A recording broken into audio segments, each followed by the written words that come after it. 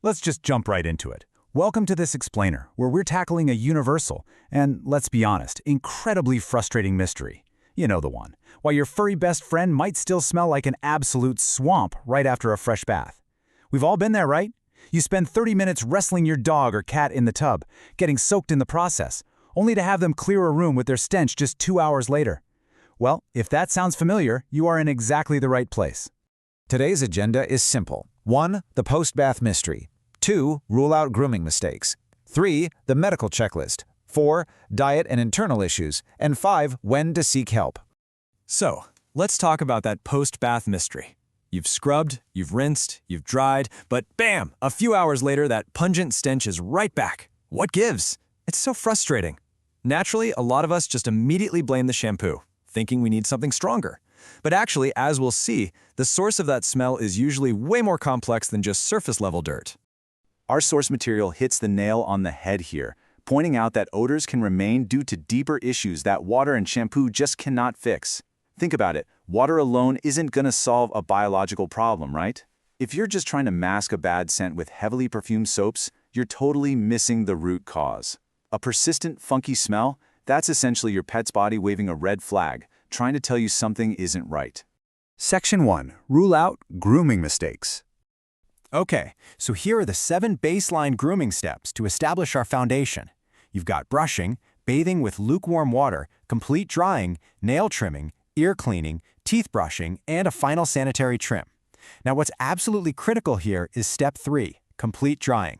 Skipping this, like leaving a thick undercoat damp, especially when it's cold out, literally traps moisture and bacteria right against their skin. It's the perfect recipe for a fungal breeding ground, and trust me, that creates a terrible odor. Oh, and remember to use lukewarm water so you don't dry out their delicate skin, and definitely don't ignore those teeth and ears. This brings us to a really clear comparison of our 2 main suspects. On one side, we've got grooming errors, like a damp coat, skipped brushing, or cheap shampoo. On the other, actual medical issues, like bacterial growth, ear infections, or dermatitis. Here's the deal. If your at-home grooming is completely flawless, you're brushing, you're using the good vet-approved stuff and drying them totally, but that stench is still hanging around, well then we have to cross the threshold from the bathtub to the vet clinic. Section 2. The medical checklist. Now, this diagnostic checklist is an absolute game changer. It systematically breaks down the biological culprits behind that persistent odor. Check this out. Red or flaky skin, think dermatitis or allergies. Got dark ear discharge? That's highly likely an ear infection. Chronic bad breath isn't just gross, it's a huge neon sign for a dental infection. And if you notice a quick returning overall body odor, you might actually be looking at hormonal or anal gland issues. Let's actually dig into a few of these a bit more. Looking at the skin and coat first. If you're petting your dog or cat and their coat feels weirdly greasy or sticky, or if you part their fur and see red, angry, or flaky skin, you've probably found your culprit. These specific skin symptoms, especially if your pet is constantly scratching or licking, usually point to underlying fungal or bacterial growth.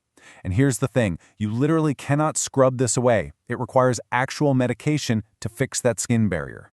Moving down the checklist, we hit the ears. Guys, this is a massive, often hidden source of stench, and regular bathing will absolutely not fix it. In fact, if you accidentally get water trapped down in their ears during a bath, you're going to make it so much worse. Ear infections are super common, especially in floppy-eared dogs. If you catch a foul odor specifically near their head, see them shaking their head a lot, or spot dark discharge in the ear canal, that's an immediate red flag. They need a vet-approved cleaner or medication for sure, not just a bubble bath. Section 3. Diet and Internal Issues. You know the old saying, you are what you eat? Well, the exact same goes for our pets. A poor diet or low-quality food can literally create foul body odors from the inside out. How? By messing with the skin's natural oil production and overall health. If their body is missing vital nutrients, their skin barrier weakens, and suddenly their natural scent goes from normal to incredibly unpleasant. And we definitely can't forget these easily missed internal culprits. Take dental infections. They don't just stay in the mouth. Remember, pets groom themselves constantly, which means they are spreading that bad breath bacteria all over their coat. Then you have anal gland problems. These are super common in dogs, and let me tell you, they carry a very distinct, incredibly foul smell. Finally, hormonal imbalances can just send their skin's oil production into total overdrive. The scary part, these issues often go completely unnoticed unless a professional takes a look. Section 4. when to seek help.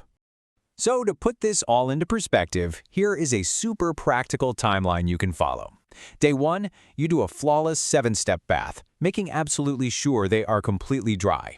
If by day 2 or 3 that swampy odor is rapidly creeping back, your home grooming has officially failed to solve the root problem. By day 4, that's when you need to be on the phone scheduling a visit with your vet or a professional groomer. Intervening early is absolutely crucial to stop these hidden skin, ear, or dental issues from becoming painful for your pet. So what does this all mean for you? The next time you angrily grab that bottle of pet shampoo because they stink again, just pause. Ask yourself, are you just washing away surface dirt, or are you accidentally ignoring a deeper medical mystery? Is it just mud, or is their odor actually a cry for medical help? By keeping this diagnostic checklist in mind, you can make sure your furry best friend isn't just smelling clean on the outside, but is actually truly healthy on the inside. Thanks so much for joining me for this explainer, and hey, happy sleuthing out there.